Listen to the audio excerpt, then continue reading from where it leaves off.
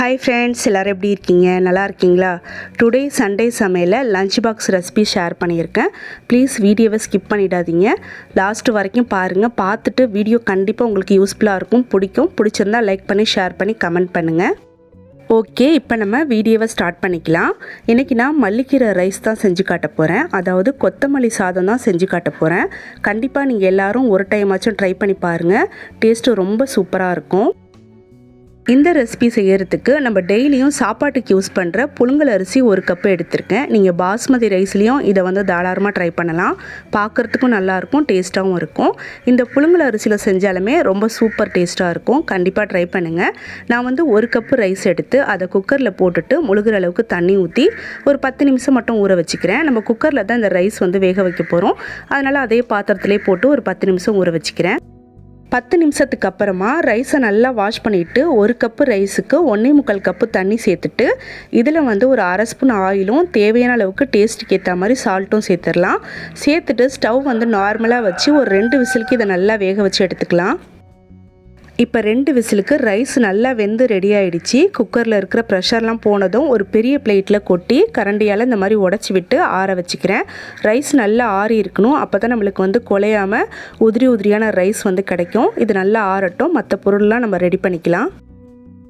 நான் இன்றைக்கி ஒரு கப்பு ரைஸ் எடுத்திருக்கேன். உங்களுக்கு எவ்வளோ ரைஸ் தேவையோ அந்தளவுக்கு ரைஸ் எடுத்துகிட்டு இது கூட சேர்க்குற மற்ற பொருளையும் அட்ஜஸ்ட் பண்ணி அதுக்கேற்ற மாதிரி சேர்த்துக்கோங்க. இப்போ தாளிக்கிறதுக்காக ஆயிலும் ஜீரகமும் நான் எடுத்துக்கிறேன். இப்போ ரைஸ் நல்லா ஆறிடுச்சு. ஆறினதுக்கு அப்புறமா ஸ்டவ் ஆன் பண்ணி சிம்மில் வச்சுட்டு ஒரு பேன் வச்சுருக்கிறேன். பேன் நல்லா சூடானதும் இதில் 1.5 ஸ்பூன் ஆயில் சேர்த்துக்கலாம். ஆயிலுக்கு பதிலாக நீங்கள் நெய் கூட சேர்த்துக்கலாம், அது உங்களோட விருப்பம். ஸோ ஆயில் நல்லா சூடு வந்ததும் 3/4 ஸ்பூன் அளவுக்கு ஜீரகமும் 2 பீஸ் பிரியாணி இலை சேர்த்துக்கிறேன். அது ரெண்டுமே நல்லா பொரிஞ்சதுக்கு அப்புறமா ஒரு பெரிய வெங்காயத்தை நல்லா பொடியாக கட் பண்ணி சேர்த்துக்கணும். வெங்காயம் ஒரு பாதி அளவுக்கு வதங்கினா போதும். பாதி அளவுக்கு வதங்கினதும் பொடியாக கட் பண்ண கேரட் ஒரு 1/4 கப்பு, பச்சை பட்டாணி ஒரு 1/4 கப்பு சேர்த்துக்கணும். பச்சை பட்டாணி என்கிட்ட இல்லை அப்படிங்கிறதுனால நான் சேர்த்துக்கல. உங்கள்கிட்ட இருந்துச்சுன்னா கண்டிப்பாக சேர்த்துக்கோங்க. அதுக்கப்புறம் இந்த வெஜிடபிளுக்கு ஏற்ற மாதிரி கொஞ்சமாக நம்ம சால்ட்டு சேர்த்துட்டு நல்லா வதக்கிடலாம். வதக்கிட்டு இதை ஒரு 2 நிமிஷம் மூடி வச்சுக்கலாம். ஸ்டவ் சிம்லேயே இருக்கட்டும். இப்போ நான் ஒரு மசாலா பேஸ்ட் ரெடி பண்ணிக்க போகிறேன். இதுக்கு 2 கைப்பிடி அளவுக்கு மல்லிக்கீரையை நல்லா வாஷ் பண்ணிவிட்டு பொடியாக கட் பண்ணி மிக்ஸி ஜாரில் சேர்த்துக்கலாம். இது கூடவே 4 பச்சை மிளகாவை 2ஆக கட் பண்ணி சேர்த்துக்கிறேன். பச்சை மிளகாய் உங்களோட டேஸ்ட்டுக்கு ஏற்ற மாதிரி நீங்கள் அட்ஜஸ்ட் பண்ணி சேர்த்துக்கோங்க. அடுத்ததாக ஒரு சின்ன துண்டு பட்டை, 3 கிராம்பு, 2 ஏலக்காய் இதெல்லாம் நம்ம சேர்த்துக்கலாம். இது கூடவே ஒரு 10 புதினா இலையை நல்லா வாஷ் பண்ணிவிட்டு சேர்த்துக்கணும். இதுக்கு மேலே சேர்க்கக்கூடாது. கரெக்டாக இந்த அளவுக்கு மட்டும் சேர்த்துக்கோங்க. நிறைய சேர்த்துட்டிங்க அப்படின்னாக்கா டேஸ்ட்டும் மனமும் மாறிடும். அதனால் கம்மியாகவே சேர்த்துக்கோங்க. இந்த அளவுக்கு நம்ம சேர்த்து அரைக்கும் போது ரைஸ் பார்த்திங்கன்னா நல்லா மனமாக டேஸ்ட்டாக இருக்கும். அடுத்து இது கூட ஒரு 5-6 பூண்டு பல், சின்ன பீஸு இஞ்சியை 2ஆக கட் பண்ணி சேர்த்துருக்கிறேன். லாஸ்ட்டாக இதில் நான் கொஞ்சமாக சுகர் சேர்த்துக்கிறேன். அதாவது சீனி ஒரு அரை ஸ்பூன் அளவுக்கு சேர்த்துக்கலாம். இது எதுக்காக சேர்க்குறேன் அப்படின்னு பார்த்தீங்கன்னா, நம்ம புதினா, மல்லி, பச்சை மிளகாலாம் சேர்த்து அரைக்கிறோம் இல்லையா, அந்த கலர் சேஞ்ச் ஆகாமல் பார்க்குறதுக்கு இந்த மாதிரி நல்லா க்ரீனிஷாக இருக்கும். ஸோ கண்டிப்பாக சுகர் சேர்த்துக்கோங்க. பட் கம்மியாக சேர்த்துக்கோங்க. அரை ஸ்பூன் இல்லைனா அதை விட கம்மியாக கூட சேர்த்துக்கலாம். இப்போ நான் அரைச்சி எடுத்துகிட்டு வந்துட்டேன். இதில் தண்ணியே நான் சேர்க்கல. தண்ணி சேர்க்கவும் தேவையில்லை.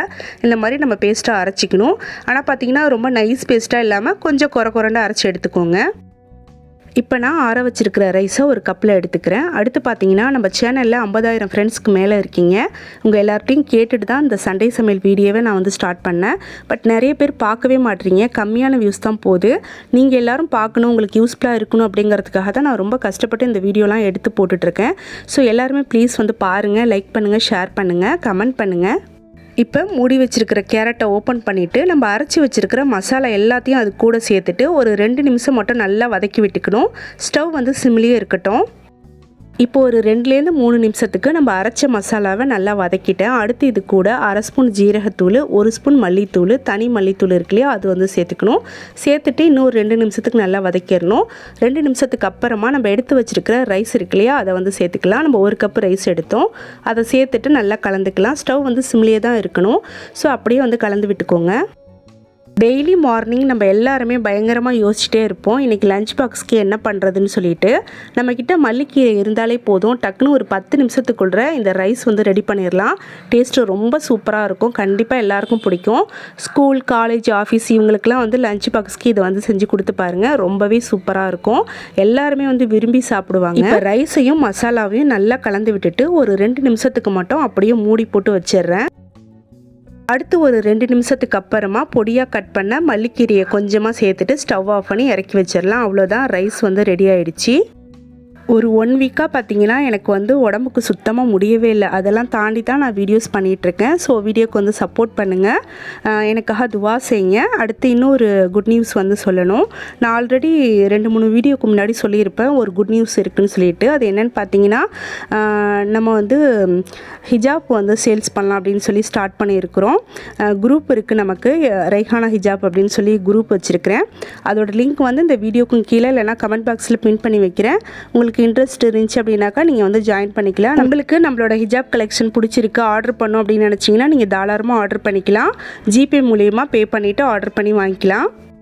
இப்போ பாருங்கள், நம்மளோட லஞ்ச் பாக்ஸு சூப்பராக ரெடி ஆகிடுச்சு. இந்த ரைஸுக்கு சைடிஷ் வந்து தயிர் பச்சடி, சிக்கன் ஃப்ரை, உருளைக்கிழங்கு ஃப்ரை, இல்லைனா ஏதாவது உங்களுக்கு பிடிச்ச சிப்ஸு கூட தொட்டு சாப்பிட்லாம். அவ்வளோ டேஸ்ட்டாக சூப்பராக இருக்கும்.